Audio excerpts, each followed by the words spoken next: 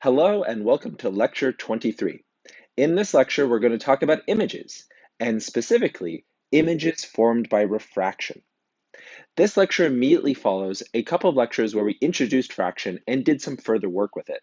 And so it makes sense to continue our discussion of refraction. But this also represents a pivot point because we're talking about images. In fact, lecture 23 is the first of a three-lecture mini unit, lectures 23, 24, and 25, that are all about images. We're going to have images formed by reflection and images formed by lenses. Now, lenses are actually also refraction, but simplified in a case. They're called thin lenses. But we'll get to that because that's going to be lecture 25. So again, this introduces images, but builds on something we already know, which is refraction. So I very much am going to be leveraging refraction, especially in the beginning half of this lecture. So if you haven't seen the lectures on refraction, introducing the concept of the bending of light, when the effective speed of light changes, when it passes from one transparent medium to another, well, please do so. Go back and check out lectures 22 and 21 as well, okay? All right, so let's look at our objectives.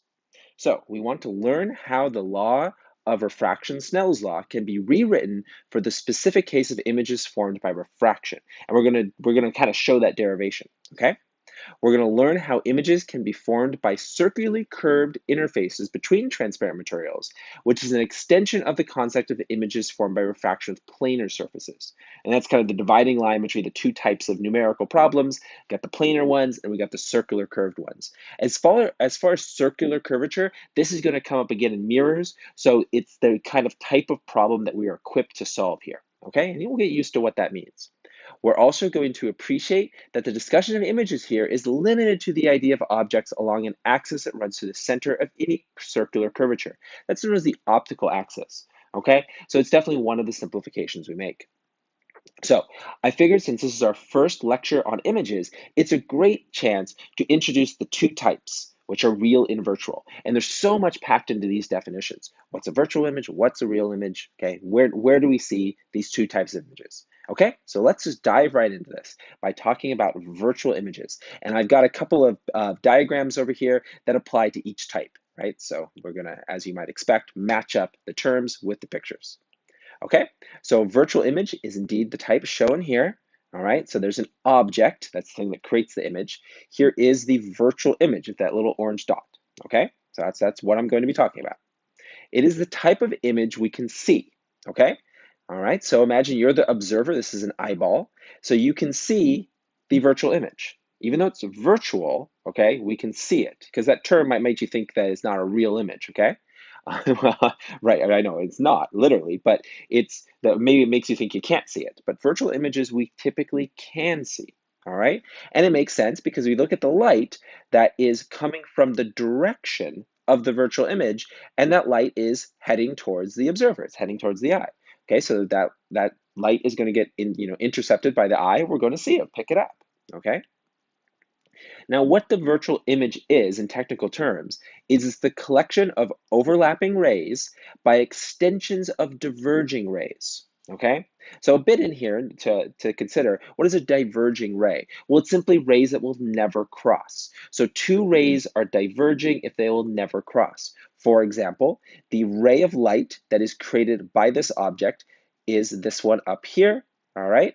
And that ray comes up and then it hits the interface because of the values of N1 and N2. These are, of course, the indices of refraction. The light bends away from the normal when it goes into N2, which tells us that N2 is less than N1, but that's an idea that was in a previous lecture. But anyway, the light bends away from the normal, and that means that this light is, heading kind of steep and up. Meanwhile, if we consider another ray, because ultimately there's an infinite number of rays heading away from this object, these are just two rays to illustrate our concept. But this other ray heading down here, we see that it also bends away from the normal. So then when we consider these two rays that diverge from the image, see, that means they'll never cross, right? They just spread further and further apart the further out we go. But if we extend these rays back in, they appear to have a common origin. They appear to all come from this point, P prime. That's the virtual point. That's where the eye, the observer, thinks they come from. That's where our brain tells us the image is located in terms of depth perception, in terms of its relative size, okay? So that's the idea, is that the extension of these diverging rays overlap and form the virtual image. Okay, so it is where an object appears to be due to the refraction or reflection. Okay, because you can also create these virtual images with reflection. Okay, and we'll talk about that. Okay, no actual light passes through virtual images. Okay, because we can see, I mean, we're just extending the rays to where they appear to have an origin. But there's no light, there's no photons actually passing through this point, at least no photons that are being emitted by our object. Okay, so important idea there. They're virtual in that sense, that no light actually passes through them. That's why the name makes sense to call them virtual images. Okay? Okay, but then what's a real image? Well, real image is the type of image we cannot typically see. Now, I'll talk about, kind of, there are times, real life examples where we can see real images, but typically, despite the way the name implies, we typically can't see real images. And there's a very good reason for that. Okay? So it is the collection of overlapping rays made by converging rays. See the difference? Virtual was overlapping extensions of diverging rays. Real images are overlapping converging rays. Okay? It is where the light actually converges. Actually. Okay? Light is truly passing through that point. There are photons, energy passing through the real image. Okay? A photoactive paper or a screen would resolve the image at the location of the real image. Because again, if there's photons, then there's actually energy passing through the real image. Then that means you can do something with that energy. Okay? In that sense, it's real, it's tangible. Okay? So for example, here's an object creating light. Here's an one, of many, but one example ray heading away from that object. Following the law of refraction, we see the light then bends into this surface. It's a curved surface with some index of refraction of n2 that is greater than n1. All right, so the inequality would be that way. But then that causes this ray here to come down and converge. And we could do another one at the bottom that would be symmetric. And we could then see our overlapping rays that are converging on our real image point, P prime. Okay, so we could put a Polaroid there and actually have an image resolve because of the chemical reaction, because of the energy of the photons, because there's real light here. Okay, but then what about the fact that we can't see it? Well, consider where we are. Okay, typically the observer is over here. Okay, we're on this side of the object. And since the light is heading this way and then it gets bent in, because look, it just as before, right? We're outside of the glass. We're looking into the glass. And so in that case, this ray comes in and it just keeps going, right? They cross over each other, but they just keep going and they never make their way back to the eye. So the eye has nothing, no signal making it there, thus we can't see the real image. Okay? Now there are exceptions, right? We can see real images if there's a screen that reflects that light back to the eye. So certainly that's something that could happen. Okay, or we could then actually have a secondary, and this is something we'll talk about in later on in the future lecture. We could have a secondary lens or mirror that could then convert that real image into a virtual image, and certainly that's a very common approach with like a telescope. Okay. All right, so those are key difference. We'll be seeing a lot about real and virtual images in this lecture and the next two lectures. Okay. All right, so we've seen that these examples to really get started with these two key terms were built on refraction. Okay, that's what's going on. Whether there's a object inside of what looks like just a solid piece of glass, or there's an object outside of a curved piece of glass, all the basic ideas about our rays and the direction they're going and whether they're converging in this case or diverging in this case, it's all about refraction. Okay, so that's what we're going to see in the formulas. These are the formulas for the image creation by refraction. Okay? All right, so here we have kind of two sets of what look like very similar formulas. What's the difference? What are the variables? Let's break them down. Okay? So this one right here, we have a set of ratios of indices of refraction and some S values, okay, which you see also show up in the diagram. So we'll identify what those are, and they're equal to 0, okay? So what are the variables? Well, S is the distance to the object from the refracting surface. So up here, the distance from the refracting surface, okay, where it intersects this optical axis, all right, which is the midline here. So that distance there is S, okay? So it's distance to the object, all right? And 1 is the index of refraction of medium surrounding the object. So here, N1 would be the medium around the object, so it would be air, okay? Up here, N1 is the medium around the object, and it's something other than air, like water or glass, okay? So it could be either, it's just whatever is around the object is N1, by definition, okay? N2 is the index of refraction of the medium on the opposite side of the surface, okay? So N2 would be the glass in the case where the object is in the air. Get that? Makes sense, right? Now, S prime is simply the distance to the image from the refracting surface. So in this case, since the image is being formed inside the glass, that would be S prime, all right? So those are the key players here. N1, S, N2, and S prime, okay? Now there's also something else. There's this M term, all right? Well, M is equal to the product of N1 and S prime. So that's the medium that surrounds the object and the distance to the image. So kind of like pairing up the different terms over the medium that doesn't surround the object, N2, and the distance to the object. Well, that ratio with a negative in front, because signs are so important here, that ratio is equal to 1 always for flat refracting surfaces because they create no magnification, okay? Flat surfaces are exactly that. They're flat.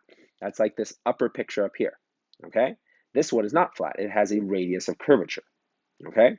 Which is the other thing to take note of why this sum of ratios is equal to 0. Because when there's no radius of curvature, this is always 0, okay? But that is a good segue to take us down to our next equation, which is when there is a curved refracting surface, because instead of it being equal to 0, instead it's equal to the difference of the indices over the actual radius of curvature, okay? So that's the only difference between flat or planar, all right, or curved. Okay, now a bit about the signs. I'm sure this is not the last time I'll talk about the signs because the sign rules for images are so important because these equations ultimately are approximations, but they're very helpful equations as long as we follow the signs correctly. Okay, so for images formed by refraction, these are the sign conventions, okay, as a negative and positive sign. Okay, so we have our variable. The variables that we care about are going to be the S prime and R variables, okay? Because S will always just be positive. It actually defines the coordinate system, okay?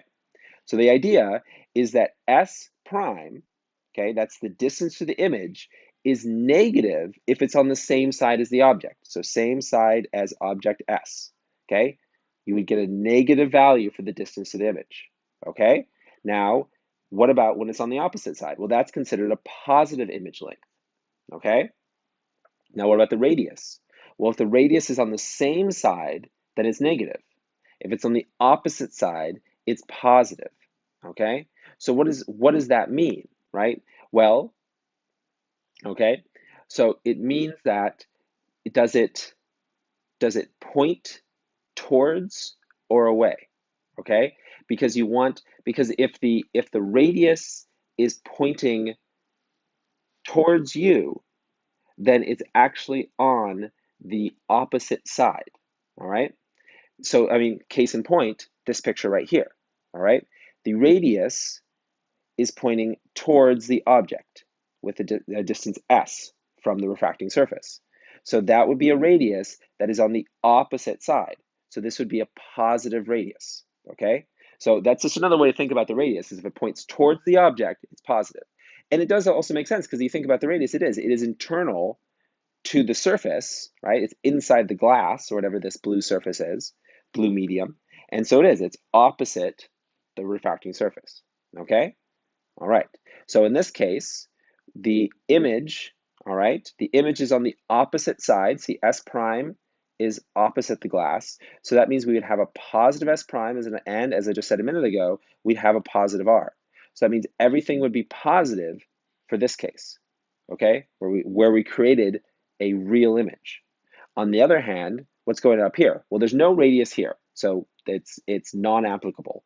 But there certainly is an S prime. There's an image. And here the image is on the same side as the object. So even without a radius, the sign convention still follows. And we say then that the image has a negative value of S prime. Negative because it's on the same side as the object. Okay? All right. So that is the sign convention for refractive images for the image distance, and the radius. Okay, now we're going to see logical sign conventions for curved mirrors, flat mirrors, and thin lenses as well. Now, the thing is, they're not always the same sign conventions because the idea of what is positive or negative depends on the particular situation. Okay? All right. Okay.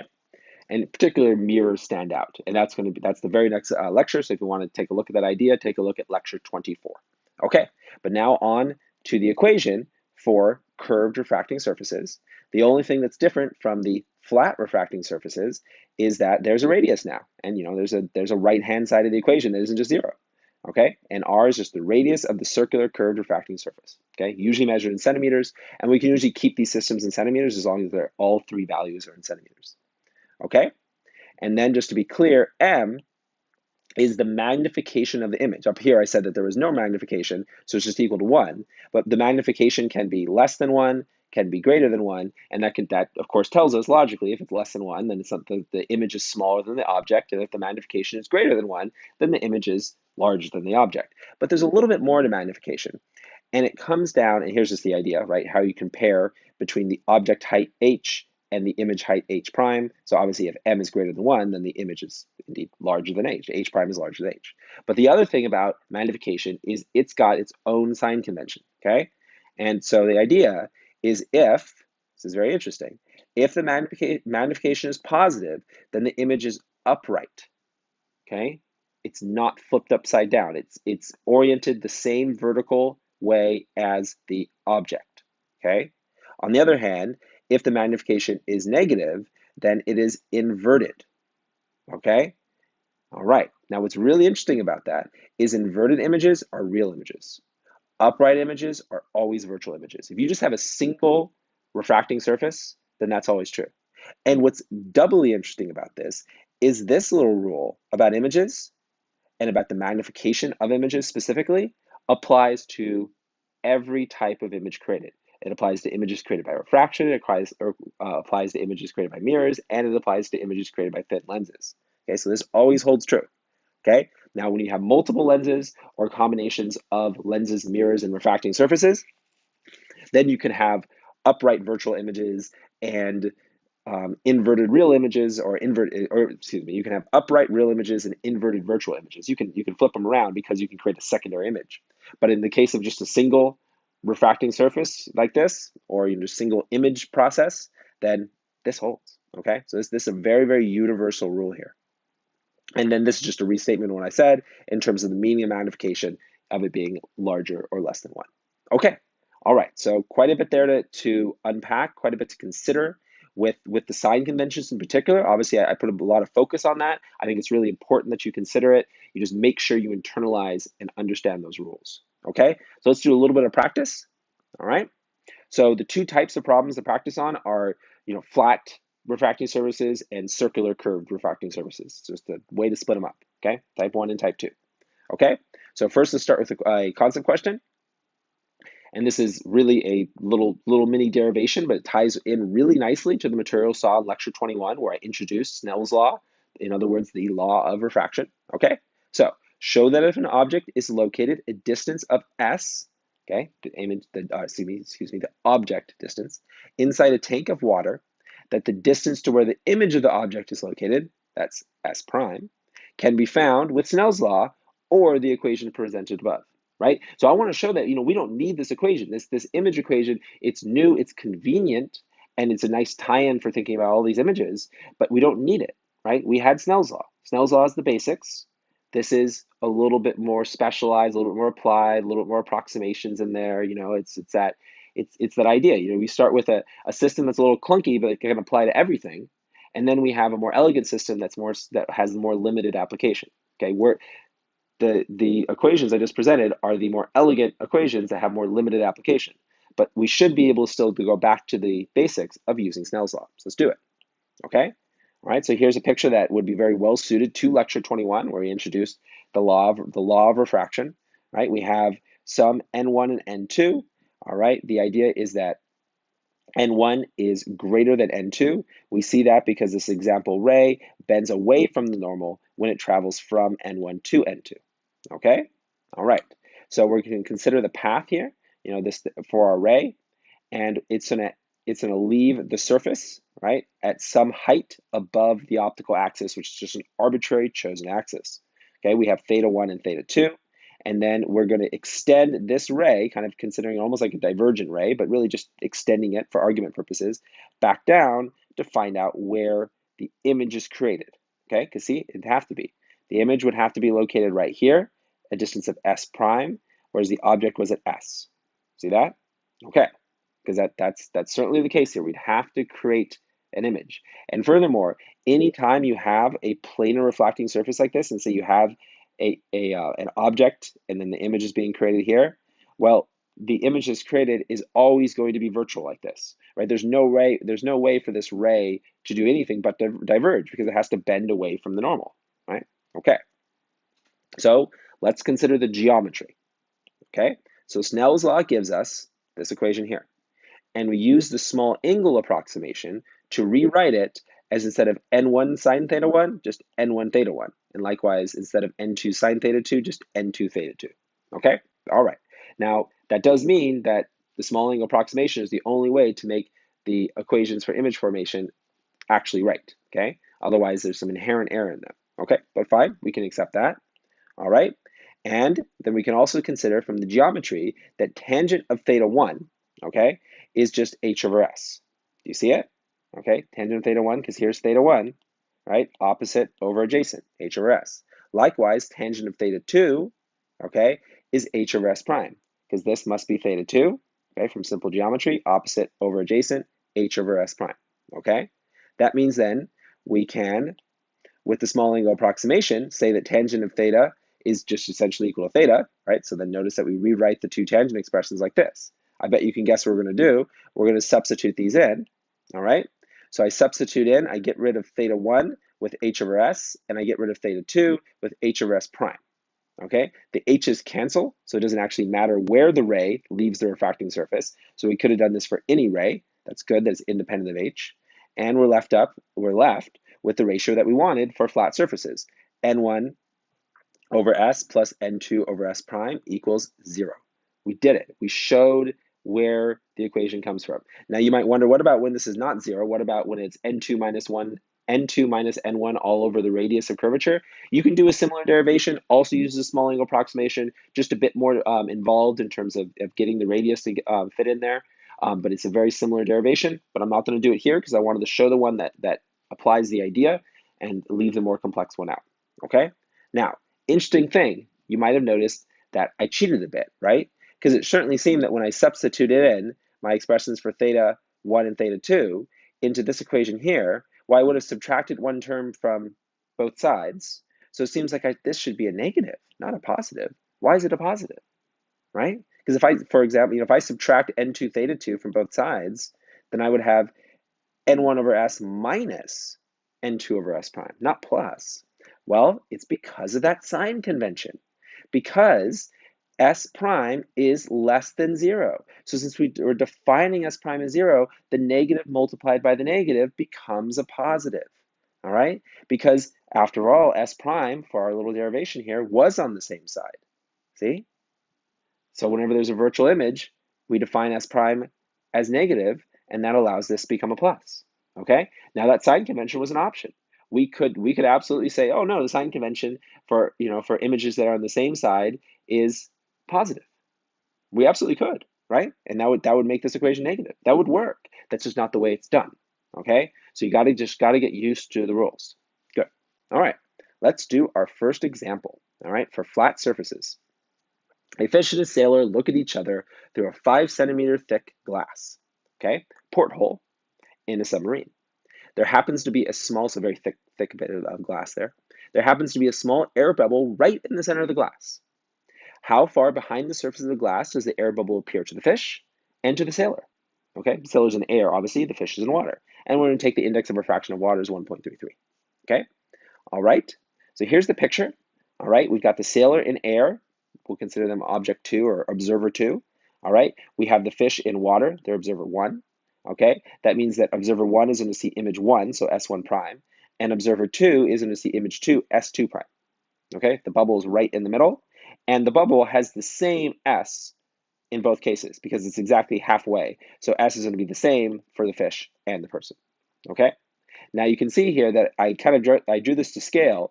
Both the person and the fish are going to see the bubble closer to the surface than it actually is. Refraction in both cases is going to create a virtual image that is closer to the surface than the object. Okay, that's always the case for objects in a material that is being observed outside with a index of refraction that's less than the material. Okay, always. But since the difference between water and glass is not as great as between air and glass, the bubble does not appear to move forward as dramatically for the fish as it does for the person. Okay, that's the idea. Let's see the numbers. Okay, so using our image formula for planar refracting surfaces, all right, we'll just set it up. All right, and we're just going to do a little bit of algebra here because I want to solve for S1 prime, the image seen by, who's first, the person or the fish? The fish, okay? All right, and here all I did is take the reciprocal of both sides. So I basically just rose both sides to the power of -1. So that's how I was able to rewrite the equation like so. And then I go ahead and just solve for the image. So now we have a derived equation here that says that the image is the negative of the ratio of the indices times the object distance. Okay, and this is of course the image distance. Plug in our numbers, right? 1.33 for water, 1.5 for the glass. The object was 2.5 centimeters away since it's halfway in the slab of the glass. And we get negative 2.2. What does the negative tell us? That tells us that the image is on the same side as the object, which it is, okay? It's a virtual image, okay? So negative 2.2, okay? Now let's do the same thing for the person, okay? I won't do the algebra again. We know we're just going to be plugging in. The only difference is that we're going to have a different value of the index of refraction in the numerator because it's air now. So it's 1 instead of 1.33. And we get negative 1.7. See? The person sees it only 1.7 centimeters deep into the glass, so much closer to the surface. The fish sees it 2.2 centimeters deep into the glass, so almost all the way to where it actually is. Okay? All right, that's the idea. Virtual images created in both cases, just sometimes more shift than the other. Okay? And no magnification here. Why no magnification? Because there's no curvature. Okay? So the image will always be the same size as the object. Good. Okay. So the example, this one's a little weird because it requires seeing a real image. So bear with me here. All right, so I'll just kind of quickly run through it. Person holds a candle at night while standing on the edge of a dock at a height of 2.5 meters above placid water. How far beneath the water does the flickering image of the candle appear to the person? So note, in this case, we'll find the image formed in the air is a virtual image, and we will assume the water reflects that image back to the person above. Okay? All right, so the idea then is we're going to go ahead and find the virtual image, because what's going to happen is there's going to, when you hold an object outside of a material that has a higher index of refraction, the only type of image that can be created is also virtual, okay? Because there's going to be diverging rays, right? These rays are obviously diverging, these green rays coming from the source, the candle.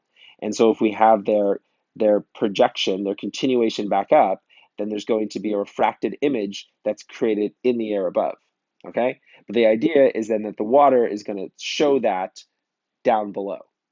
Because essentially this virtual image being created then is being resolved by the water acting like essentially like a mirror, a reflecting surface as well as a refracting surface. All right. But anyway, it'd be about 1.89 negative because this S prime is referring to the virtual image location, which is on the same side as S. It's on the same side as the object. Okay. So once again, the virtual image is being created in the air. Typically, you wouldn't see it, but the water could allow you to see it. Okay. In some cases. All right. Okay, so now I have 3 examples, all similar, because I want to just kind of get used to working with the system. All similar, all of them are going to be asking for the same thing.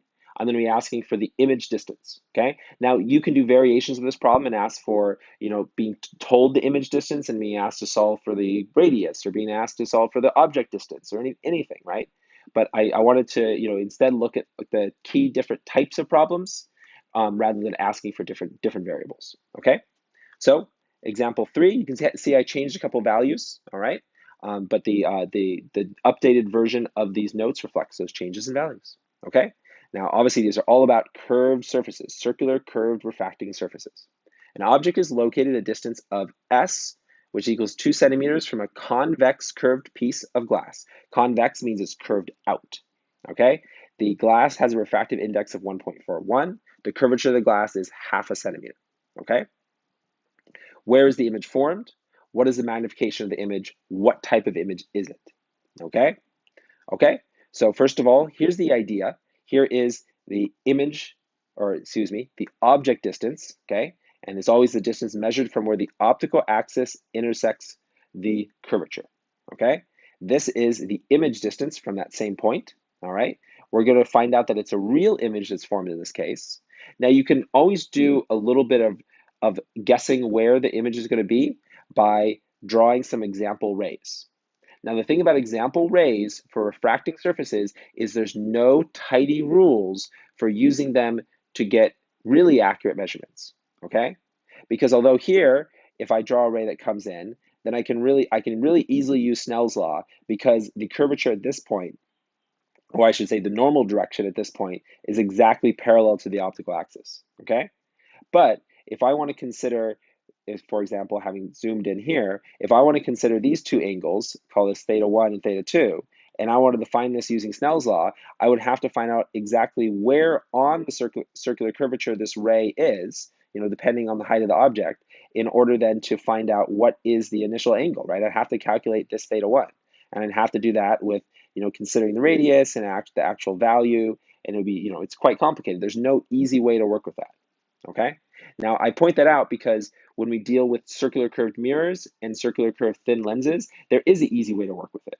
Okay, but here, these ray diagrams, as they're often called, because these pink lines are rays of light, they're used here because I want to illustrate where we expect the image to be, but they're not as useful as ray diagrams are for mirrors and thin lenses. Okay, again, because you have to do all the hard work of calculating it out. All right. All right, Snell's law, that is. Okay, so with that out of the way, let's go ahead and then think about the actual calculation. Okay, so we're going to use the formula for refractive images formed by circular curved surfaces. No surprise there. Okay, so here's the formula, and we want to solve this for S prime. Okay, the best way to do this is to subtract that from both sides, or to rather isolate the n2 over s prime on one side. So you have n2 over s prime equals n2 minus n1 over r minus n1 over s. See, all I've done there is to subtract n1 over s from both sides. Now, I still want to isolate s prime. Well, best way to do it is raise both sides to the power of -1. Okay? See, because when you do that, then you're going to bring your s prime up on top by itself. The only thing you'd have left to do is to multiply by -s prime. Okay? See? Okay. So then you end up with this. Okay? And notice I wrote it in a different order. So instead of having the n2 minus n1 over r minus n1 over s, I rewrote it this way and pulled a negative out in front. Okay? Either's fine. I chose to have that leading negative. All right? But the point is, as I just algebraically solved for s prime from the formula for refractive images from circular curved surfaces. Okay. All right? So now it's a matter of just plugging everything in because we know everything, and we can just find s prime. All right, so we know that the index of refraction n2 is 1.41. We know that n2 is the glass because it's not where the object is located. The object is always located at n1, and that's 1 because it was air. All right, the object is 2 centimeters away, that's s. All right, and then the difference between the indices would be 1.41 minus 1, and we know the radius is half a centimeter. Okay, notice that is raised to the -1 power. And so we get a value of 4.4 centimeters. It's positive. Well, of course it's positive because it tells us that S prime, the image, is formed on the other side. It's considered the sign convention. It's built into the formula. It's baked right into the formula, the way it works. Okay, well, good. All right, so we got a real image being formed inside the surface. All right, so part B, what is the magnification? Okay, so we have our magnification, right? We're just going to plug in our values. Okay, there is a leading negative on the magnification, right? Which is kind of why I favored the leading negative there. It's the same sort of formula, right? Okay, just plug in our values of n1, s prime, n2, and s right in here, and we get -1.56. What does a negative tell us? Well, it tells us that the image is inverted. It's upside down. okay? And real images are upside down, but we already knew it was real because it was on the opposite side. And that means that real rays are actually going there. We didn't have to extend any diverging rays. It's all converging rays here, okay? And this is all kind of already here, but sometimes I want you to spell it out. So the magnification of this image tells us that it is real and inverted. That's always what I mean when I ask for the type of image. Is it virtual and upright, or is it real and inverted? Okay, that's what you need to state. Okay, so let's do it again. So the only difference here is I've essentially moved the object closer. And I've changed some other values, like the actual values of the radius and everything, but the only difference really is that I moved the object quite a bit closer to the surface. So before, notice that the distance to the object was 4 times larger than the radius. That's not going to be the case here. Now the larger value is going to be the radius because we're so close into the curved surface. Okay, so a 6.5 centimeter tall object, we were given a specific height because I'm going to ask for the specific height of the image in this case, is located in air at a distance of 4 centimeters, that's our S value, from the surface of a transparent plastic rod with index of refraction of 1.9 and radius of curvature of 15 centimeters. I meant to put that in. I, again, added it after the fact if you look at updated notes. Okay? So here we have our ray diagram. Again, no easy rules. I'm just estimating using Snell's law in one case, and again, using without having to worry about my normal axis, but again, using Snell's law for one other example ray. But again, the nice thing about this is that I can tell that within the plastic rod, the rays are never going to converge, so I'm not going to get a real image. That means I have to extend them backwards to get a virtual image. That means the virtual image is actually going to be formed in the air behind the object. Okay, so S prime is going to be out here. Okay, so does that mean that S prime is going to be negative or positive? I bet you remember. All right. Okay, and then that 15 centimeter radius is clearly shown. Again, I'm going to start with the equation for images formed by curved refracting surfaces. Again, I'm going to do that same algebra to solve for S prime, the image distance. Plug in my numbers. Okay, and it's really quite similar to here because N1 is still air. Okay, and I get a image distance of negative 10 centimeters, okay? So the object distance was 4 centimeters, so that tells me that it's further from the surface of the plastic than the object, which we can see, that's why it's behind. And the fact that it's negative tells me it's on the same side. S prime and S are on the same side of the surface, okay? All right, make sense? Good. And notice also that when I plugged in R here, I plugged in R to have a value of that was positive, okay? Because R is on the opposite side as the object, okay? All right, good. Okay, so that's it for part A. Part B, what is the height and type of the image? Okay, so kind of combined ideas here. Oh, I do point out, and the negative tells us the image is on the same side as the object. Okay, part B, here's our formula for magnification. Okay, plug in all the appropriate numbers. Okay, and we get 1.32. Okay, so the fact it's bigger than 1 tells us that the image is bigger than the object. Okay, the fact that it's positive tells us that it's upright. Okay, and we can go ahead and actually find h prime by just multiplying the factor m by h. And it tells us that our image has a height of 8.6 centimeters because our object was 6.5 centimeters tall. All right. And the positive m tells us that the image is virtual and upright. Okay. Not real and inverted. Good.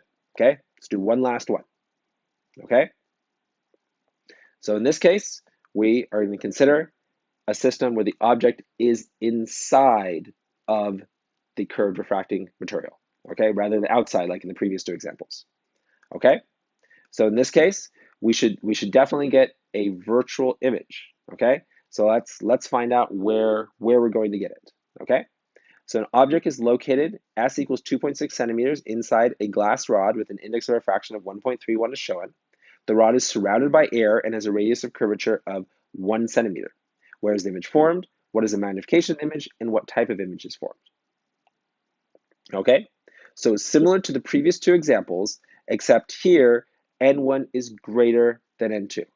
Okay, so because the object now is in the 1.31 refractive index material rather than the N2 equals 1. So now the N2 is going to be the small one. Okay, so same start. Okay, same algebraic process to solve for the image distance, okay? And here then we're going to solve for the actual distance of the image. Now, one thing I'm noticing right away is that this one here, this should actually be a negative right here. So it's gonna have to adjust the values here. So we still should, yeah, it's still gonna work out. We're still gonna get our virtual image, but the value is wrong. All right. So I need to update this value. My point being is that here I put the radius in as positive, okay? But the radius, here, why I like this, the radius is not positive because the radius is like this. The radius is on the same side as the object, see? The radius and the object are both within the refracting surface, right? They're within the glass rod, okay? So it's wrong, it's a mistake I made. This should be a negative 1 centimeters, not a positive 1 centimeters, okay? All right, so there is the image distance, but again, needs to be corrected, okay? All right, part B, what is the magnification? All right, and the negative here tells us the image is on the same side as inside the glass rod, and that's still going to be the case. And the reason I know it's still going to be the case is because, here we ended up, it's what happens is that this value inside the parentheses is still going to be positive no matter what. It's just going to be a different positive value, and that leading negative is going to make it negative, okay? So go ahead and find the magnification, and we'll find that we have a positive value magnification. But again, this should be corrected. I'm not sure if it's going to end up being smaller or larger, but it will be corrected. But it's still positive because it's still a virtual upright image, which we can say in part C, it's virtual and upright. Okay. So I made one of the easiest mistakes to make, I think, is that I forgot to put the correct sign of the radius in. And for me, I think that's a real easy mistake because that considering the correct sign of the radius doesn't come up for mirrors at all and only comes up for particular cases with lenses. So it's one of those rules that just isn't as prevalent as some others. Okay, but again, check out those corrected values because this should be negative 1 centimeters like that. Okay, or run the numbers yourself. But regardless, I think we've seen a lot of good ideas here, a lot of good introduction to images, which we're just going to build on in the next 2 lectures. It's exciting little mini unit of ideas. Okay, a lot of fun, a lot of neat stuff to think about. So I sincerely hope you found this lecture interesting and informative, and thank you so much for watching.